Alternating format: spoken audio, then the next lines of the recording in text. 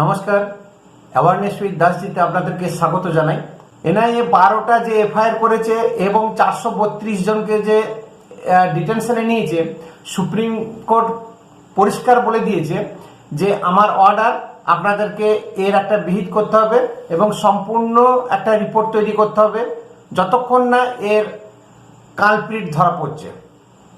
আবার আজ থেকে পুনরায় এনআইএ ফুল ফেজে ইনভেস্টিগেশন শুরু করে দিল।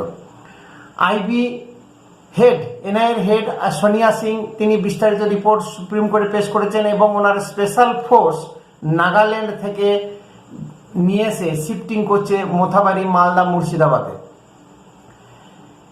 সঙ্গে মোফাক্রুলকে যে ধরেছে, উনি যে মুসলমানদের মসিহা এবং গরিবের মসিহা বা খুব ভালো উকিল, হাইকোর্টের নামজাদা উকিল যে একটা পরিচিত ছিল এবং ফেসবুকেই বেশি ওকালতি করতেন, ওনার কিন্তু একটা একটা করে কীর্তি ফাঁস হয়ে যাচ্ছে। উনি একটা যে মাফিয়া তা কিন্তু প্রমাণিত হয়ে যাচ্ছে এবং ওনার ব্যাংকে যে কোটি কোটি টাকা লেনদেন কারা দিয়েছে, কোন ফান্ডিং হয়েছে, কোথা থেকে ফান্ডিং হয়েছে, টোটাল জিনিসগুলো কিন্তু এবারে সমস্ত বেরিয়ে পড়ছে।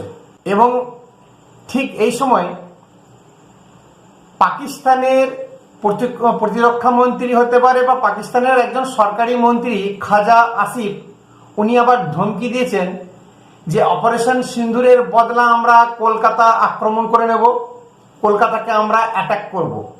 এই যে ওপেনলি চ্যালেঞ্জ এবং একটা সরকারি বিবৃতি দিয়ে রেখেছে, যার জন্য আজকে আমাদের শুধু তাই নয়, ভারতের সেনা কিন্তু জানতো, ভারতের যে গোপন সুরক্ষা ব্যবস্থা আছে, আইবি, এদের কাছে সম্পূর্ণ এবং পূর্ণাঙ্গ রিপোর্ট আছে।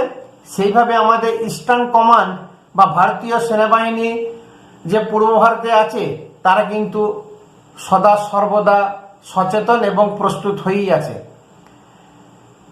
আবার ভারতের বিদেশমন্ত্রী এস জয়শঙ্কর বাংলাদেশে তারেক রহমানকে ডেকে পাঠিয়েছে দিল্লিতে। মোদ্দা কথা হলো, পাকিস্তান এই যে একটা কুকীর্তি কাজ করবে বলেছে, তাহলে পাকিস্তান থেকে যদি কলকাতায় আক্রমণ করতে আসে, তাহলে মাঝপথে পাকিস্তান মারা পড়বে না আরব সাগর হয়ে বঙ্গোপসাগরে ঢুকবে। ওনার বলার উদ্দেশ্য হচ্ছে বাংলাদেশের মাটিকে ব্যবহার করে বাংলাদেশ থেকে আক্রমণ বা এরকম সন্ত্রাসী কার্যকলাপ করবে। এই যে নানান একটা জল্পনা, ঠিক কোন সময়ে কথাগুলো বলল? যখন মোথাবাড়িতে হাইওয়ে জ্যাম করে বিচারপতিদেরকে বন্দি করলো, এক টানা বন্দি করে রেখেছিল একদম শিলিগুড়ি থেকে মুর্শিদাবাদ, মালদা, কালিয়াচক এরিয়া। এর সঙ্গে বিশাল একটা মিল আছে। ঠিক এই সময়ই পাকিস্তানের মন্ত্রী খাজা আসিফ যে বিবৃতি দিয়েছেন, তার সঙ্গে বিশাল বড় একটা মিল আছে।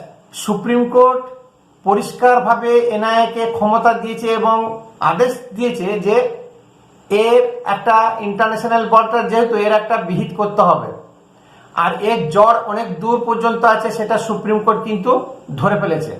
যার জন্য এনআইএকে এবং নির্বাচন কমিশনও এনআইএকে তদন্তের ভার দিয়েছে। এনআইএ তদন্ত শুরু করেছে এবং যে 40 জন বিএলওকে ডেকেছিলেন বয়ান নেওয়ার জন্য, তার মধ্যে 22 জন অলরেডি বয়ান দিয়ে দিয়েছে এবং 18 জন বিএলও নিরুদ্দেশ, তারা এখনো পর্যন্ত এনআইএর কবলে আসেনি। এবং যাদেরকে নেওয়া 432 জনের বয়ান রেকর্ড হয়েছে, 12টা এফআইআর হয়েছে। আজকে ওয়েস্ট বেঙ্গল পুলিশ এবং সেন্ট্রাল ফোর্স গলি গলি গিয়ে যত মানুষ আছে সবাইকে ধরে একদম জেলে ভরে দিয়েছে। যেটা শোনা যাচ্ছে রিপোর্টে, কালিয়াচকে এখন পুরুষ শূন্য, কোনো পুরুষ মানুষ সেখানে আর নেই, সব পালিয়েছে। এবং যারা বাংলাদেশ থেকে এসেছিল, যেটা রিপোর্টে শোনা যাচ্ছে, ওই ক্যাওয়াস বা ওই অশান্তি তৈরি করার জন্য বাংলাদেশ থেকেও কিন্তু বেশ কিছু মানুষ এসেছিল, যেটা জামাত বা ইসলামী গোষ্ঠীর, তারাও কিন্তু পালিয়েছে। ঠিক এইরকম সময় পাকিস্তান হুমকি দিয়ে দিল যে অপারেশন সিন্দুরের বদলা আমরা কলকাতাতে নেব। তার মানে একটা বিশাল বড় মিল দেখা যাচ্ছে। বাংলাদেশে যখন প্রধান উপদেষ্টা ইউনূস ছিল, যখনই এসেছিল সে পাকিস্তানকে আবার নিজেদের আব্বা আকা ভাবতে শুরু করেছিল, পাকিস্তানের কথায় ওঠা বসা নাচা সব করেছিল। ঠিক সেই সময়ই পাকিস্তান বেশ কিছু সন্ত্রাসবাদীদেরকে বাংলাদেশে ঢুকিয়ে দেয় এবং পাকিস্তান ছক কষে রেখেছিল যে বাংলাদেশের মাটিকে ব্যবহার করে ভারতকে নাস্তানাবুদ করব। এবং পাকিস্তানের যত মন্ত্রী আছে যে কোনো দলেরই হোক, সে ইমরান খান হোক, খাজা আসিফ হোক বা শরীফ হোক, যেই হোক, প্রত্যেকেই বলতো যে ভারতে আমাদের কোনো চিন্তা নেই, ভারতে আমাদের সিপিএম পার্টি আমাদেরকে সাপোর্ট করে এবং বিশেষ করে পশ্চিমবঙ্গে আমাদের মমতা ব্যানার্জি আছে। ইমরান খান তো মমতা বাহেন আছে বলি থাকে যে মমতা ব্যানার্জি আছে, আমাদের কোনো টেনশন নেই। তার মানে পাকিস্তান বাংলাদেশ এতখানি কনফিডেন্ট যে পশ্চিমবঙ্গে যে সরকারটি চলছে সেই সরকার পাকিস্তানের আঁকা সন্ত্রাসবাদী জামাত গোষ্ঠী বা এরকম টেরর যত গ্রুপ আছে তাদের কথায় উঠা বসা করে এবং তাদের কথা শুনে যতটা ভারত সরকারের কথা বা ভারতের কথা ততখানি শুনে না। এটা বাংলাদেশ এবং পাকিস্তান দুটোই কিন্তু আত্মবিশ্বাসের সঙ্গে এই কথাগুলো বলে এসছে। আজকে মোথাবাড়িতে যে 10 মিনিটে 10,000 লোককে জড়ো করা এবং বহিরাগত এনে, এটা কিন্তু সম্ভব নয় সাধারণ মানুষের পক্ষে, সাধারণ কোনো রাজনৈতিক দলের পক্ষে। এইরকম একটা টেরর গ্রুপ বা যেমন কাশ্মীরে আমরা দেখেছি যে পাথরবাজ সেনাদেরকে পাথর মারে 500 টাকার বিনিময়ে ডাকার সঙ্গে সঙ্গে হাজার হাজার যুবক তারা জড়ো হয়ে যায়। ঠিক সেই রকম স্টাইলে মোথাবাড়িতে কিন্তু সমস্ত লোক মহিলা জড়ো হয়ে গেছিল এবং একটা ভারতকে বিচ্ছিন্ন করা বা ভারতকে থেকে আলাদা হওয়া, একটা টেনশন দেওয়া, এই কাজ কিন্তু তারা করে আসছে। সেটা কিন্তু খাজা আসিফ বুঝতে পেরেছে যেখানে এরকম একটা কেওয়াস হচ্ছে, ঠিক এই সময়ে এমন একটা বয়ান দিতে হবে বা এই সময়ে এমন একটা কাজ করতে হবে যাতে ভারত সেই দিক দিয়ে মনোযোগ দিয়ে দেয়। এই খবর কিন্তু আমাদের ভারতের আইবি এবং রয়ের কাছে ছিল, যার জন্য আমাদের ইস্টার্ন কমান্ড যত মিলিটারি গ্রুপ আছে তারা অ্যাক্টিভ হয়েছে। এবং শুধু তাই নয়, এই 1 এপ্রিল 2026 থেকে বিপুল সংখ্যক অত্যাধুনিক অস্ত্র, বোফোর্স কামান থেকে শুরু করে মিলিটারি এয়ারফোর্সের যত আধুনিক ইনস্ট্রুমেন্ট আছে সব এনে জমা করেছে এবং প্রচুর মিলিটারি কিন্তু আমাদের এখানে জড়ো হয়ে গেছে, যেটা আমাদের কাছে কোনো খবর ছিল না, আমরা জানতাম না। এবং এই ফাঁকে এস জয়শঙ্কর তারেক রহমানকে ডেকেছে দিল্লিতে, একটা কূটনৈতিক আলোচনা হবে, তাকে বোঝানো হবে যে দেখো পাকিস্তান এরকম হুমকি দিচ্ছে বা পাকিস্তান এইসব কথাগুলো বলছে, পাকিস্তান থেকে দিল্লি বা বোম্বে হয়ে উড়ে গিয়ে তো কলকাতাতে বোম মারতে পারবে না। তাহলে বোম যদি মারে বা কোনো এরকম কাজ করে তাহলে তোমার দেশ তোমার মাটিকে পাকিস্তান ব্যবহার করবে। আর যদি পাকিস্তান বাংলাদেশকে ব্যবহার করে কোনো রকমের ক্ষয়ক্ষতি করার চেষ্টা করে তাহলে বাংলাদেশ তুমি ভেবে রেখো যে আমরা সাহায্য করছি, যতটুকু করছি সেটাও বন্ধ হয়ে যাবে, তোমরাও কিন্তু এই ম্যাপ থেকে পৃথিবীর মানচিত্র থেকে ধুয়ে মুছে সাফ হয়ে যাবে।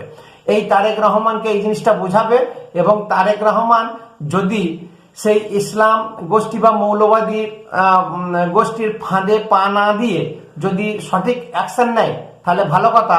আর যদি সেই মৌলবাদী সংগঠনের কথা মতন চলে ইউনূসের মতন, তাহলে কিন্তু বাংলাদেশের কপালে খুবই দুঃখ লেখা আছে এবং সে ধুয়ে মুছে সাফ হয়ে যেতে পারে। এটা কিন্তু ভারত বুঝিয়ে দিয়েছে বা বুঝিয়ে দেবে। তাহলে বুঝতে পারছেন কোথায় মিল আছে। এই যে মোথাবাড়ি এরকম একটা কাণ্ড, সঙ্গে পাকিস্তানের হুমকি, সব মিলিয়ে জুলিয়ে একটা যে পশ্চিমবঙ্গ সন্ত্রাসবাদীদের আশ্রয়স্থল এবং তারা যে রীতিমতো হুমকি দিচ্ছে, পরিষ্কার বোঝা যায় যে এখানকার প্রশাসন বা সরকার কতখানি অপদার্থ এবং কতখানি স্বার্থপর না হলে বিদেশি এদের কাছে বা বিদেশি সন্ত্রাসবাদীদের কাছে নিজের মাথা নত করে। তা না হলে এরকম পশ্চিমবঙ্গ সরকার সবসময় দিল্লি ভারত বিরোধী কথাবার্তা এবং প্রধানমন্ত্রীকে দড়ি বেঁধে ঘোরানো বা এই নানান ধরনের একটা অ্যান্টি সোশ্যাল কথাবার্তা, তুই তোকারি সালা বা সিআরপিএফ মারবে, মহিলাদেরকে উত্তেজিত করা, হাতা খুন্তি নিয়ে বেরিয়ে পড়বে, আক্রমণ করবে, জুতো ঝাঁটা বটি যা পাবে সব সেন্ট্রাল ফোর্সকে আক্রমণ করবে।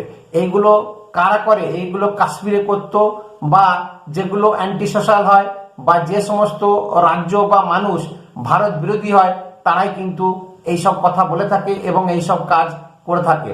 তাহলে সব মিলিয়ে এমন একটা চিত্রনাট্য এখন পশ্চিমবঙ্গে চলছে যে মোথাবাড়ি বা মালদা মুর্শিদাবাদ এমন একটা জায়গা হয়ে দাঁড়িয়েছে ভোট আদৌ হয় কিনা সেটাই দেখার, এবং ভোট হলেও তার আগে 355 ধারা জারি হবে কিনা বা সেন্ট্রাল ফোর্স আরো স্পেশাল করে বাড়িয়ে সেখানে সুরক্ষা ব্যবস্থা খুবই আঁটোসাঁটো বন্দোবস্ত করা, রাস্তা জ্যাম বা পথ অবরোধ বা এরকম ধরনের মহিলা শিশুদেরকে ব্যবহার করে যাতে এরকম ভারত বিরোধী বা কোনো রকমের অসুরক্ষা জনিত কাজ করা সেটা কিন্তু বুঝিয়ে দেবে। তার কারণ অলরেডি পুরুষ শূন্য শেখানো হয়ে গেছে এবং পরিষ্কার অন্যান্য দলে মিম এবং আইএসএফ এর যে পদপ্রার্থী তারা কিন্তু সাবিনা ইয়াসমিনকে অ্যারেস্ট করার কথা বলছে এবং সাবিনা ইয়াসমিন যে নাটের গুরু সেটা কিন্তু পরিষ্কারভাবে বলছে। মোফাক্কুরুল ইসলামকে যে ধরেছে, এই মোফাক্কুরুল ইসলামের অনেক কিন্তু ব্যাড রিপোর্ট, কুকীর্তি ফাঁস হচ্ছে। সে উত্তরবঙ্গে 11-12 বিঘা জমি 3-4 কোটি টাকাতে সে কিনেছে এবং অন্যান্য জায়গাতে আরো জমি বা প্লট কেনা আছে। নিউ টাউনে কোনো একটা বাড়িতে সে ভাড়া থাকতো, সেই বাড়ির মালিক দেহান্ত হয়ে যাওয়ার পরে সেই বাড়িটাকে আইনের ভয় দেখিয়ে টোটাল 3 তলা বাড়িটাকে দখল করে রেখেছে এই মোফাক্কুরুল ইসলাম। ইনি নাকি ইসলাম বা গরিব মানুষের মসিহা। তাহলে বুঝতে পারছেন যে ওর অ্যাকাউন্টে এত কোটি কোটি টাকা কি করে দেয়, এত টাকা সে কি করে পায়, এত জমি জায়গা ঘর বাড়ি কি করে কিনতে পারে। মোথাবাড়ি হচ্ছে হিমালয়ের চূড়া মাত্র। এর ইনভেস্টিগেশন এনআইএ শুরু করে দিচ্ছে। এর অনেক দূর পর্যন্ত জল যেতে পারে এবং এই যে ঘন ঘন মালদা যাত্রা বা মালদাতে সভা, মালদাতে রোড শো করা, সব মিলিয়ে একটা বিশাল বড় একটা ক্যাওয়াস, ভারত বিরোধী একটা ষড়যন্ত্র সেটা ফাঁস হতে চলেছে। আমরা সেই জিনিস দেখার অপেক্ষায় রইলাম এবং ভোট যে নিরবিচ্ছিন্ন সুষ্ঠুভাবে হয় কিনা সেটাই এখন আমাদের কাছে চ্যালেঞ্জ হয়ে দাঁড়িয়েছে। নমস্কার, ভিডিও ভালো লাগলে কমেন্ট অবশ্যই করবেন, একটা সাবস্ক্রাইব করবেন।